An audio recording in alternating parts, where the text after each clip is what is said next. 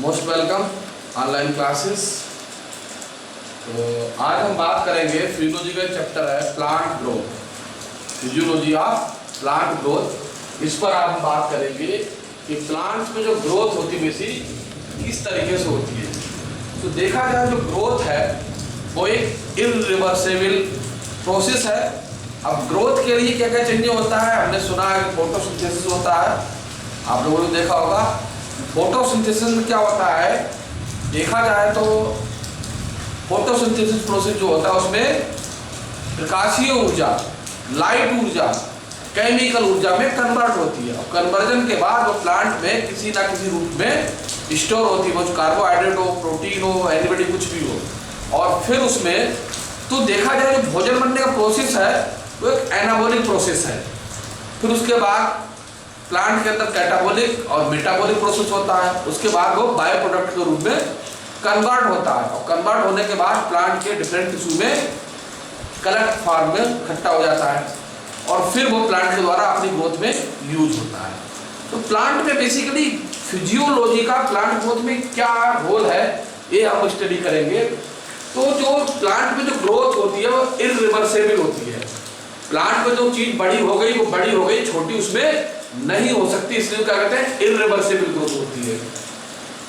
दूसरा, प्लांट में जो चेंज होते हैं वो क्वांटिटेटिव चेंज होते हैं कि जितना प्लांट ग्रोथ करेगा, बढ़ेगा, वृद्धि होगी, उतना उसका वेट बढ़ता चला जाएगा, वो भी बैक रिवर्स नहीं हो सकता। तो क्वांटिटेटिव ग्रोथ होती है।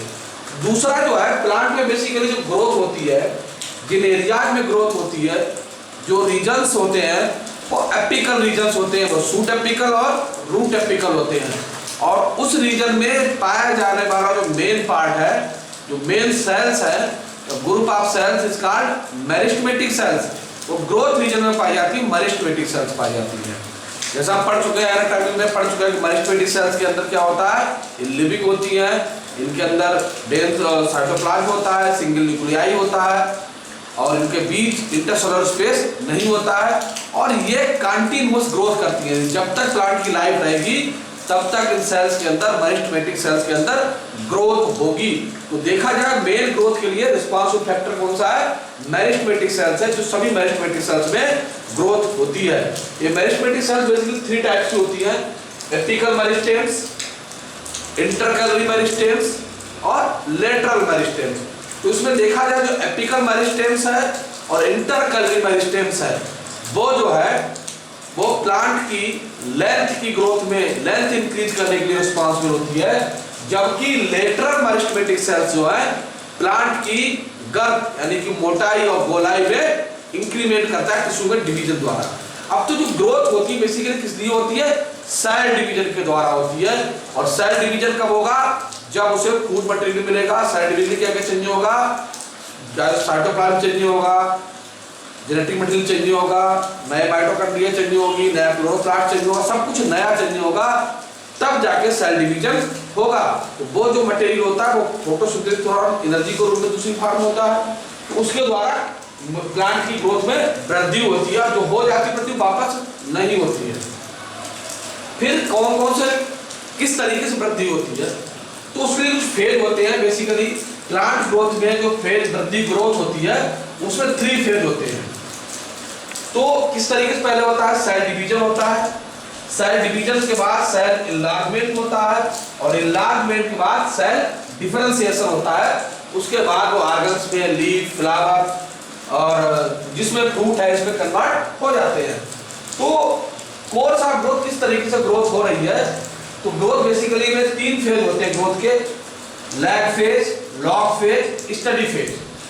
तो इसमें हम देखें कि लैग फेज है, the under favourable condition in any organs is initially slow. तो अगर किसी अनफेवरेबल कंडीशन में किसी ऑर्गन्स के अंदर ग्रोथ हो रही है तो वो ग्रोथ कहलाती है लैग फेज। तो बेसिकली जो लैग फेज में जो ग्रोथ होती है वो बहुत स्लो होती है और ये सभी ऑर्गन्स में हो सकती है। दूसरा हमारा फेज आता है लॉग फेज, तो इसको एक्सपोनेंशियल फेज भी ग्रोथ फेज कहते हैं। तो इसमें क्या होता है, ये भी अंडर अनफेवरेबल कंडीशन में होती है, लेकिन इसमें जो ग्रोथ होती है वो बहुत फास्ट होती है। तो इस तरह की ग्रोथ दो कंडीशन में होती है, मौसम फेवरेबल हो या कभी कभी जब इन्फेक्टेड हो जाता है प्लांट, फ्रूट इन्फेक्टेड हो जाता है। देखा कि कभी फ्रूट जब इन्फेक्टेड होता है वो मीठा हो जाता है, उसके अंदर इंसेक्ट रहता है, वो मीठा अमरूद लगता है, तो कैसे खा जाते हैं, पक गया, पकता नहीं है, बहुत शायद डिफेंसिव में मीठा हो रहा होता है और उसमें सेल ग्रोथ तेज हो जाती है। तो इसमें जो सेल की ग्रोथ होती है वो बहुत फास्ट होती है, वो फास्टर होता है बाकी फेज में। अच्छा, तो इस फेज को कहते हैं लॉग फेज। दूसरा हमारा आता है स्टडी फेज। इसमें बेसिकली जो ग्रोथ होती है वो कांस्टेंट होती है, फास्ट और स्लो का मतलब जो स्पीड होती है वो एक समान होती है। तो इस तरीके से ग्रोथ के तीन फेज होते हैं, lag phase, log phase and study phase. अब उसके बाद समस्या आती है कि जो वृद्धि होती है प्लांट में, वृद्धि हो रही है तो प्लांट में निश्चित कैनोपी है, निश्चित ऑर्गन्स है, फ्लावरिंग हो रही है, फ्रूटिंग हो रही है, लेंथ में वृद्धि हो रही है, मोटाई में वृद्धि हो रही है। तो उस जो प्लांट में वृद्धि हो रही है, ग्रोथ हो रही है, उस ग्रोथ को हम मेजरमेंट कैसे करेंगे? तो प्लांट की ग्रोथ को मेजरमेंट करने के लिए 3 इंस्ट्रूमेंट यूज किए जाते हैं, एक्सेलेरोमीटर्स, हॉरिजॉन्टल माइक्रोस्कोप और कैस्कोग्राफ। तो अगर हम बात करें जो एक्सिनोमीटर है, ये दो प्रकार के होते हैं, एक्ट्रिक एक्सिनोमीटर और पिफास एक्सिनोमीटर। दूसरा हमारा हॉरिजॉन्टल माइक्रोस्कोप होता है, इससे मेजरमेंट करते हैं। तीसरा होता है हमारा कैस्कोग्राफ। तो कैस्कोग्राफ बहुत ही सेंसिटिव इंस्ट्रूमेंट्स है। इसकी खोज जो की थी जेसी बोस, जगदीश चंद्र बसु ने की थी, तो जिन्हें फादर ऑफ इंडियन फिजियोलॉजी भी कहा जाता है। तो ये बहुत ही सेंसिटिव है। तो इन इंस्ट्रूमेंट्स के द्वारा हम प्लांट्स की ग्रोथ को मेजरमेंट कर सकते हैं, उनकी स्पीड को मेजरमेंट कर सकते हैं। ये इंपॉर्टेंट इंस्ट्रूमेंट्स हैं। और बेसिकली जो प्लांट की ग्रोथ होती है उसको रिप्रेजेंट कैसे करते हैं? तो जो grand period of the growth is represented by sigmoid curve या एस कर्व। तो प्लांट की जो ग्रोथ होती है बेसिकली उसको इस तरीके से कर्व के द्वारा हम रिप्रेजेंट करते हैं, जिसे सिग्मॉइड कर्व या एस कर्व कहते हैं। तो देखा जाएगा फिजियोलॉजी ऑफ प्लांट ग्रोथ छोटा टॉपिक है, बहुत बड़ा टॉपिक है बेसिकली ये, और बहुत इंपॉर्टेंट है। तो उसमें बेसिकली एग्जाम्स में क्वेश्चंस आते हैं, बहुत सारे आते हैं। जैसे क्वेश्चन यही आता है कि प्लांट की ग्रोथ हम जो है किन इंस्ट्रूमेंट्स के द्वारा मेजरमेंट करते हैं, तो उनमें कौन सा एक्सिलोमीटर, हॉरिजॉन्टल माइक्रोस्कोप और कैस्कोग्राफ। तीसरा क्वेश्चन इसमें आ सकता है कि कैस्कोग्राफ की खोज किसने की?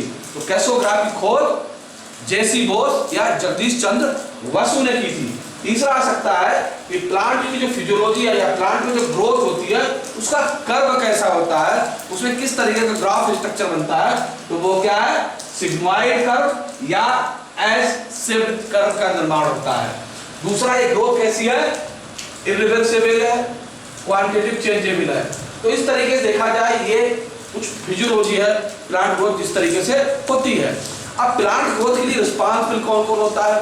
कुछ ऐसे केमिकल सब्सटेंस बनते हैं, कुछ ऐसे केमिकल सब्सटेंस प्लांट के अंदर फॉर्म होते हैं फिलोफिट द्वारा, जो उसकी इनकी सामान्य सी मात्रा जो होती है वो प्लांट ग्रोथ की रिस्पांसिबल होती है। तो ऐसे हार्मोन्स, ऐसे केमिकल सब्सटेंस जो जिनकी स्मॉल क्वांटिटी प्लांट ग्रोथ को स्टिमुलेट करती है is called phyto hormones, phytochemicals के नाम से इनको जाना जाता है। तो प्लांट में बेसिकली कौन कौन से फाइटो हार्मोन्स होते हैं? जिबरेलिन होता है, ऑक्सिन होता है, साइटोकाइनिन होता है, एबीए होता है, इथाइलिन होता है। तो इसमें बेसिकली जो ग्रोथ के लिए रिस्पांसिबल होते हैं हमारे ऑक्सिन और जिबरेलिन है। साइटोकाइनिन सेल डिवीजन के लिए होता है, इथाइलिन फ्रूट मैच्योरिंग के लिए होता है, एबीए जो होता है स्ट्रेस के लिए होता है। तो इन हार्मोन्स के बारे में जो डिटेल्स है वो नेक्स्ट वीडियो में बताएंगे। तब तक के लिए नमस्कार, शब्बा खैर।